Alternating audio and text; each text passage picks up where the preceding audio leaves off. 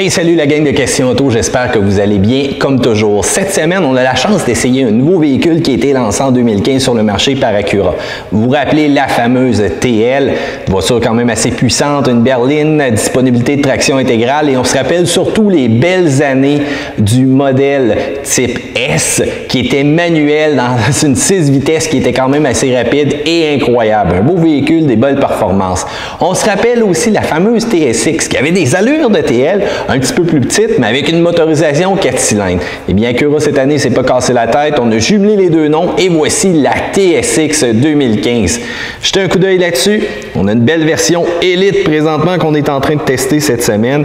Donc, une voiture qui, côté look, eh bien, c'est sûr que les lumières, ça, c'est signé Acura littéralement, des fameux Jewel Eyes.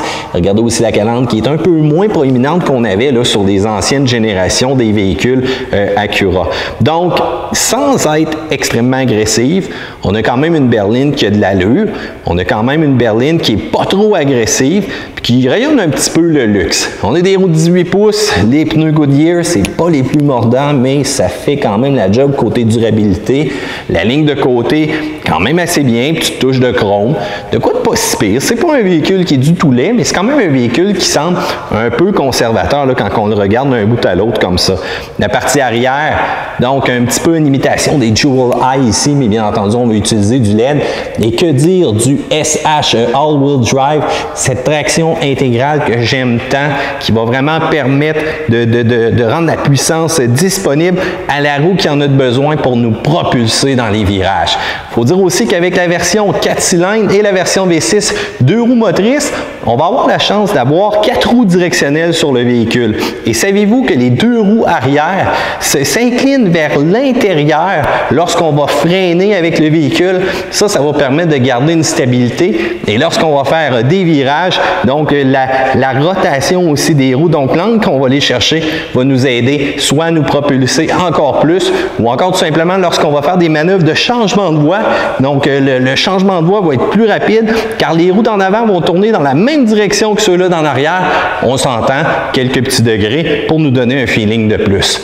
Pour le reste, comme je vous dis, extérieur, ça semble conservateur. Et regardez vraiment ces lumières-là qui sont totalement uniques, stylisées pour Acura présentement.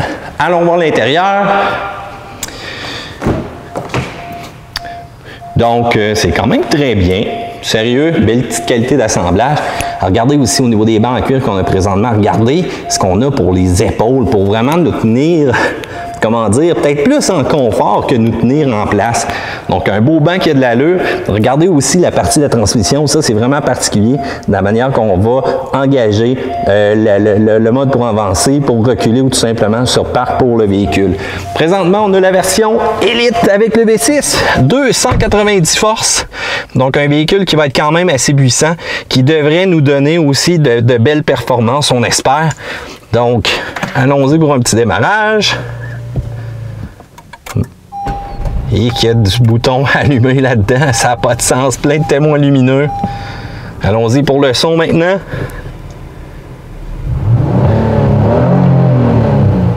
Quand même un petit son assez rauque. Pour un V6 3.5 comme ça. Ah ben là, de l'extérieur cependant, ouais, ça sonne pas mal mieux. Ce qui est assez particulier aussi à l'intérieur, c'est vraiment les deux écrans. On a un 8 pouces ici. Je ne suis pas nécessairement fanatique de l'interface. Lorsque je me promène avec cette interface-là, que ce soit le bouton ou autre, je trouve que ça fait pas mal Coleco des années 90. Ouais, effectivement, c'est assez particulier. L'autre écran de 7 pouces en bas, on aurait pu tout concentrer ça là, puis d'après moi, ça l'aurait fait la job. Le gros bouton pour tout contrôler, le sélecteur au niveau de l'embrayage qui est quand même assez particulier. Si vous demandez c'est quoi ce bouton-là, ça permet vraiment de changer mon mode de performance à l'intérieur du véhicule. Donc, économie, confort, sport et sport plus. Donc, je vous rappelle qu'on a bien entendu une version qui est intégrale de notre côté. Donc, si je vais faire l'affichage, donc vous voyez la répartition du couple en tout temps lorsque vous allez, bien entendu, vous promener avec le véhicule. Pour le reste, accoudoir, confort, ça me semble quand même très bien côté qualité des matériaux.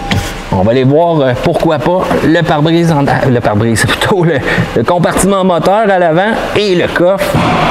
Je vous ouvre ça. vite, vite, côté coffre, il y a de l'espace. Il y a de l'espace en masse. Si on regarde ça, ça fait la job. Vous voyez mon stock. On a même des compartiments qui sont quand même assez creux, mais on n'a pas de pneus de rechange. Quand même, les phares extérieurs au LED, ça fait la job.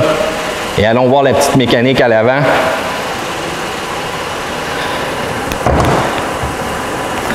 On cherche toujours la clenche quand on a de besoin.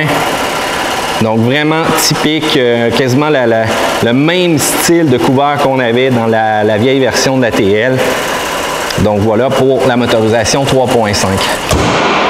Donc, il faut dire que Acura a tout un défi parce qu'on remplace deux véhicules avec celui-ci. Donc, est-ce que la TLX va être à la hauteur des attentes, mais surtout bonne en chiffre de vente pour combler la perte de la TL et de la TSX? Eh bien, c'est ce qu'on va voir bientôt à Question Auto. Salut gang!